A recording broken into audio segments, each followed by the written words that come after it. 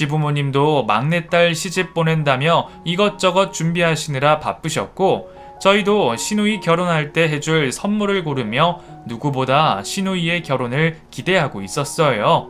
그런데 얼마 뒤 그쪽 집에서 믿기 어려운 소식이 들려왔습니다. 분명 상견례에서 좋은 얼굴로 헤어졌던 사돈댁에서 돌연 두 사람의 결혼을 반대하고 나서셨습니다. 긴 말도 설명도 없이 통보하듯 들려온 얘기에 저희 시부모님은 물론 시누이까지 큰 충격을 받을 수밖에 없었네요. 시누이가 서둘러 태진 씨에게 연락을 해봤지만 전화기가 내내 꺼져 있었습니다. 알고 보니 그쪽 집에서 아들 핸드폰도 뺏으시고 집에 가둬두셨다 하더라고요. 덕분에 저희는 한참 뒤에서야 결혼 반대의 이유를 들을 수 있었고, 그렇게 나중에서야 알게 된 사실은 참 놀라웠습니다. 그쪽 시어머니가 결혼 날짜를 받으러 무당집을 찾으셨다가 혹시나 싶어 두 사람의 궁합을 보셨는데, 거기서 두 사람이 결혼을 하면 신랑이 단명할 팔자라며 절대로 결혼을 시키지 말라 그랬다는 겁니다. 처음에는 반신반의하던 신랑 어머니도 혹시나 싶어 다른 곳에 찾아가 궁합을 받고, 그쪽에서도 똑같은 얘기를 하는 걸 들으시고는 결국 결혼을 반대하셨던 거였죠. 그 얘기를 전해 들은 저희는 뭐라고 말을 할 수도 없었어요.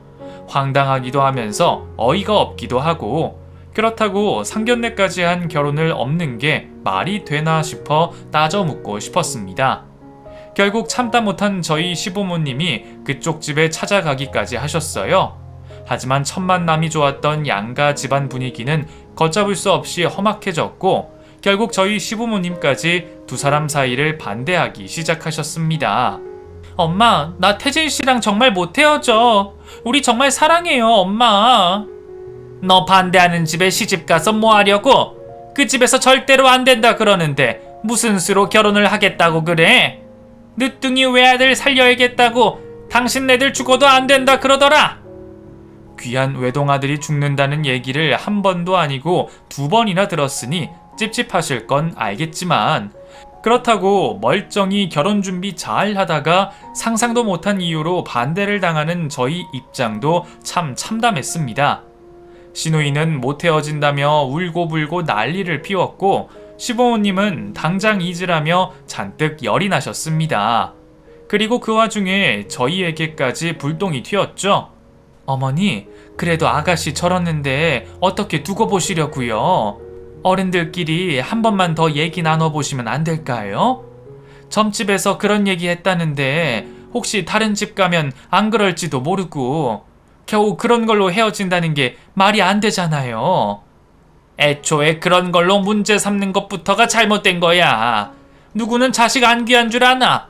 어디 우리 딸이 자기 아들 잡아먹는다고 그딴 소리를 하고 있어? 지들이 아무리 죽고 못 산다 그래도 결혼은 결국 집안끼리 하는 일이야. 근데 이런 결혼에서 제가 끝까지 잘 살 수 있겠니? 절대 안 된다. 어머니, 그래도 아가씨가 너무 힘들어 하잖아요. 너도 말 그만해라. 내가 이런 얘기까지는 안 하려고 그랬는데 애초에 네 잘못도 있는 거 아니냐? 니들 쟤네 연애하는 거 시작부터 알고 있었다며. 우리가 민경이 곱게 키워서 흠 하나 없이 결혼시키려고 노력한 거 뻔히 알면서 어떻게 니들이 우리 앞에서 모른 척하고 덮어줄 수 있어? 쟤한테 여태 연애하도록 도와주고 한 니들도 잘못이야.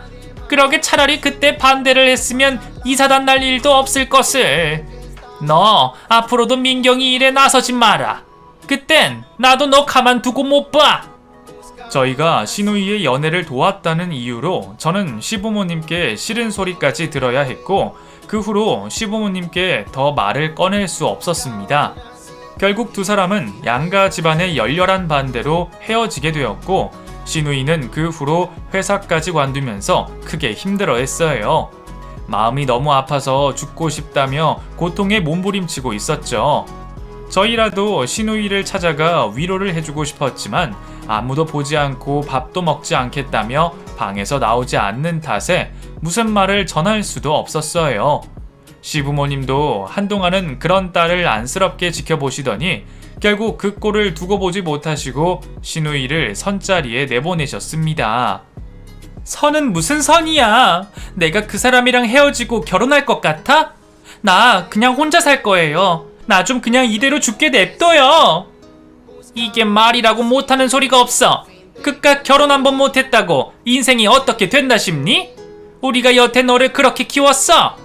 결국 다 잊혀질 인연이야. 다른 사람 만나서 정붙이다 보면 나중에는 그런 놈이 있었나 기억도 안 날 거다. 그러니까 너도 계속 방구석에 처박혀서 늙은 부모 고생시킬 생각 말고 나가서 좋은 사람 만나서 빨리 결혼이나 해. 주변에도 너 시집 보낼 거라고 소문 다 내놨는데 네가 누굴 만나서라도 결혼을 해야 할 거 아니야?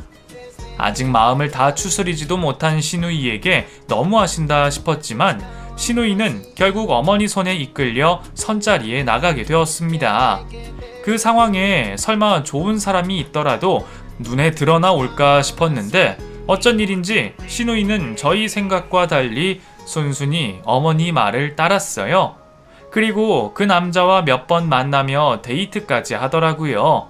그 모습을 보시고 시부모님도 안도하시는 듯 보였지만 저희는 왠지 불안하기만 했습니다.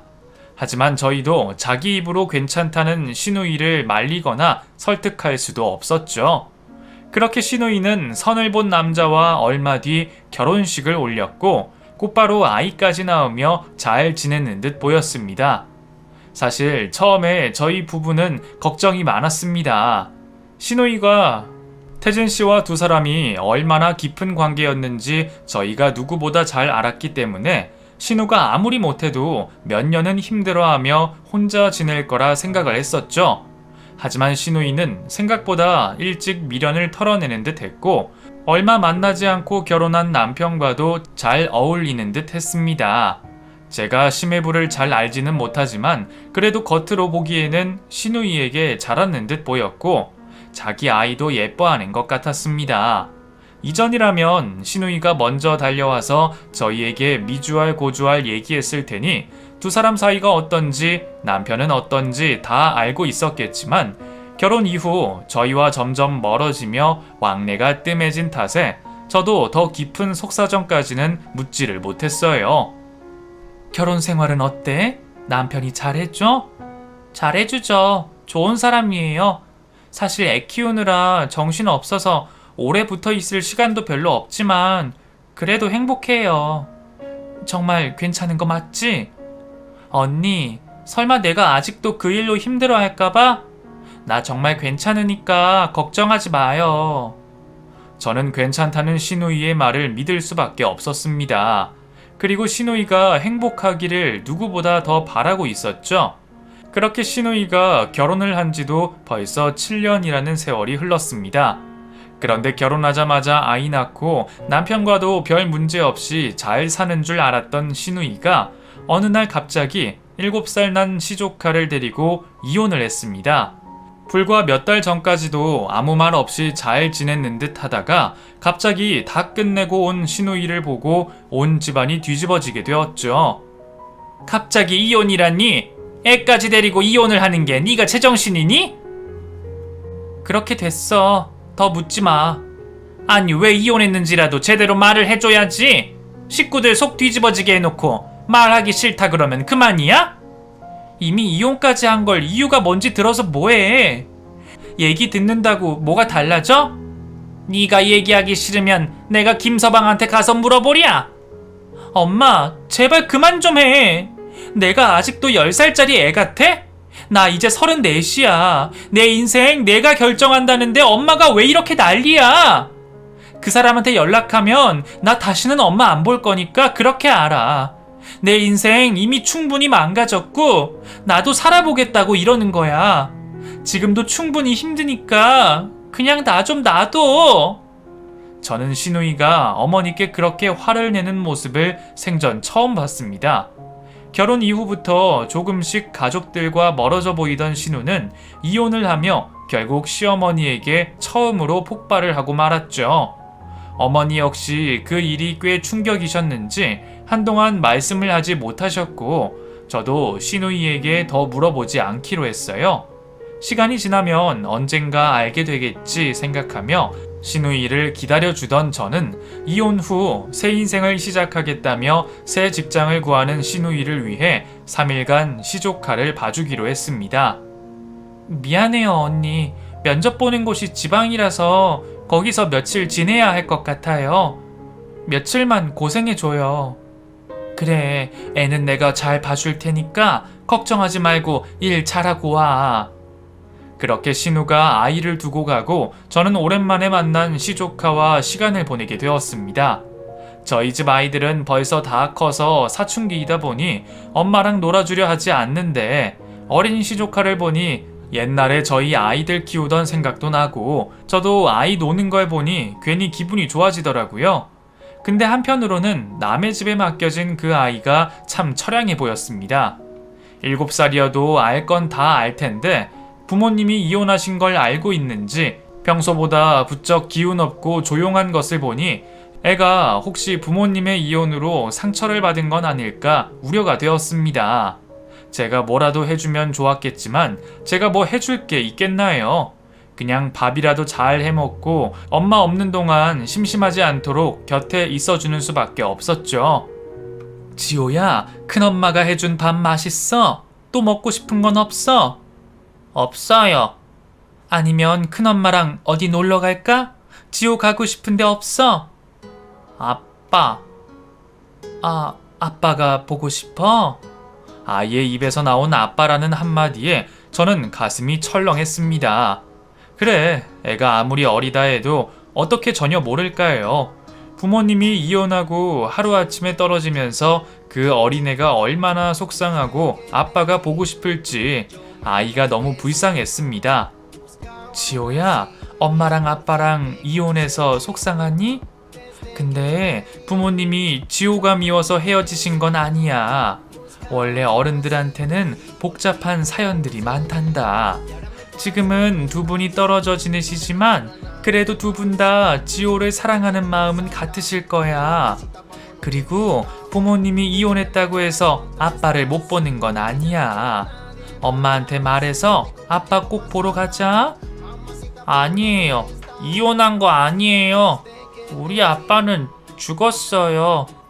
아이에게 상황을 설명해 주려던 저는 갑작스러운 아이의 얘기에 깜짝 놀라고 말았습니다. 말도 안 되는 얘기다 싶어 처음에는 애가 말실수를 했다 생각했죠. 지호야, 왜 그런 말을 해? 아빠 안 죽었어. 아빠 보고 싶으면 보러 갈 수 있어? 아니에요. 죽었어요. 지호는 아빠 없어. 지호야, 무슨 말이야? 누가 그런 말을 했어? 엄마랑 아빠랑 말하는 거 들었어. 지호 키워준 아빠가 우리 아빠가 아니에요. 우리 아빠는 죽었다고 했어요. 엄마가 막 아빠랑 소리 지르고 싸웠어. 그래서 지호 자다가 깨서 무서웠어요. 아이의 말을 듣게 된 저는 뭔가 이상한 기분이 들었습니다. 아무리 애가 하는 말이라 그래도 그 말이 그냥 허투루 하는 말같이 들리지가 않더라고요. 결국 저는 시누이가 올 때까지 기다리며 시누이에게 그 얘기를 꺼낼 수밖에 없었습니다. 지호가 엄마 아빠가 하는 얘기를 들었대. 자기 아빠는 죽어서 못 본다 그러던데 매부가 죽은 건 아니잖아. 그게 대체 무슨 소리야? 설마 아니지? 지호가 그걸 들었다고? 어떡해? 아이가 얘기를 들었다는 제 말에 시누이는 미친 사람처럼 울부짖기 시작했습니다.